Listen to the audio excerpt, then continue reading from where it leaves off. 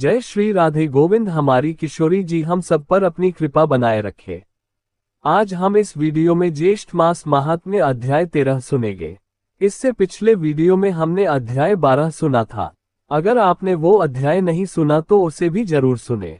तो सबसे पहले हम सर्वप्रथम भगवान श्री गणपति जी, अपने इष्ट देव और अपने श्री सद्गुरु देव भगवान के श्री चरणों में वंदन करते हैं और आज का अध्याय शुरू करते हैं। आप सब इस अध्याय को पूर्ण श्रद्धा भाव, भक्ति भाव और प्रेम से जरूर सुनिए। स्कंद जी कहने लगे कि हे ब्राह्मणों, जब इंद्र ने यज्ञ का सब वृतांत विष्णु से कहा, तब भगवान विष्णु मन से ध्यान कर इंद्र से निश्चित होकर बोले कि हे इंद्र, मुझको और समर्थ शिवजी को उन लोगों ने नहीं बुलाया, इसलिए मैं तुमको एक उपाय बताता हूँ, तुम उस उपाय को करो। हे सुमत, मैं तुमको अदृश्य करने वाली विद्या देता हूँ। तुम पवित्र होकर उस विद्या को ग्रहण करो और निर्भय होकर फिर जाकर विधि से उस विद्या का जाप करो। सावधानी से यज्ञ के घोड़े का हरण करो और उसी तरह मौन पूर्वक कपिल ऋषि के आश्रम में जाओ। सब देखकर यज्ञ के घोड़े को रखकर स्वर्ग में जाकर पूर्ववत अपना काम करो, अन्यथा राजा सगर यज्ञ के बल से बलान्वित होकर सबको मारेंगे। भगवान के वचन सुनकर इंद्र ने विधिवत स्नान किया और अदृश्यकारिणी विद्या को ग्रहण कर प्रथम मधुसूदन भगवान को प्रणाम किया और पूछा कि भगवान कपिल मुनि कहाँ पर है। श्री विष्णु भगवान कहने लगे कि कलिंग देश से पूर्व की तरफ पृथ्वी के अंदर गुफा में कपिल ऋषि ने पाताल के समान भूगृह तहखाना बना रखा है। उसी भूगृह में ध्यानावस्थित होकर कपिल मुनि रहते हैं।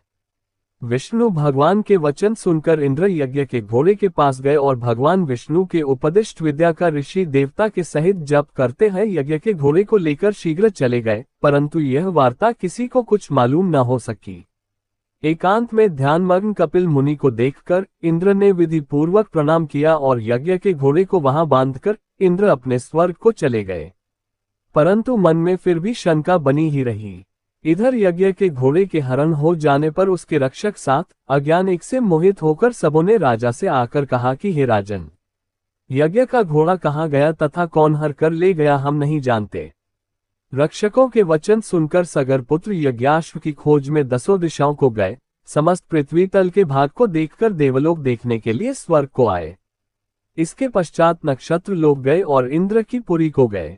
संशय में पढ़कर व्याकुल सगर पुत्र इंद्र के प्रत्येक ग्रह में दूसरे को ग्रह तथा नगर में अंटारी, समस्त शाला, वन, उपवन, दिपलों के लोक, तदनंतर ब्रह्मलोक, कैलाश, हिमवन तथा अनेकों मेरु पर्वत, समस्त गुफा और शिखर, गंधर्व लोक, यज्ञ लोक, तदनंतर विष्णु लोक में भी गए।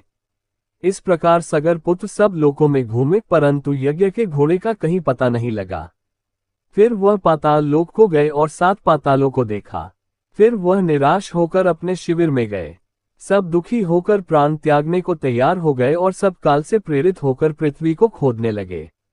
अकस्मात उस विवर से मिला हुआ 100 योजन के विस्तार में इंद्रालय के समान और मनुष्यों से रहित दिव्य गहरी गुफा को देखकर सबके सब उस गुफा में चले गए। वहां जाकर कमल की रस्सी से बंधा हुआ यज्ञ के घोड़े को देखा और वहां पर ध्यान में मग्न कपिल ऋषि को भी देखा, जो कि केवल मन से ही सृष्टि, संहार, शाप और अनुग्रह करने वाले हैं। कपिल मुनि के प्रभाव से उन्मूर्ख सगर कपिल मुनि को चोर समझकर कहा, इसी ने घोड़ा चुराया है और अब भय से यहाँ ध्यान लगाकर बैठ गया। हम लोगों के भय से पृथ्वी के नीचे घर बनाकर ऋषि के समान बैठा है। इस दुष्ट को अच्छी तरह बांधकर राजा सगर के पास ले चलेंगे। ये कहकर उन शूरवीर सगर पुत्रों ने बड़ा कोलाहल किया। वह कपिल मुनि को बांध दिया तथा कुछ लोगों ने उन पर प्रहार भी किया। ध्यान को त्याग कर ज्यों ही कपिल मुनि ने उनकी ओर देखा, त्यों ही वे संगर के पुत्र कपिल मुनि की नेत्राग्नि से जलकर भस्म हो गए। इति श्री ज्येष्ठ मास महात्म्य सगर पुत्र नाश वर्णन 13 अध्याय संपूर्ण। इसके आगे का वृतांत हम अगले अध्याय में सुनेंगे। आप सब उस अध्याय को भी जरूर सुनिए। तो आज का वीडियो यही तक, फिर मिलेंगे अगले वीडियो में। तब तक के लिए आप सभी को प्रेम भरी राधे राधे।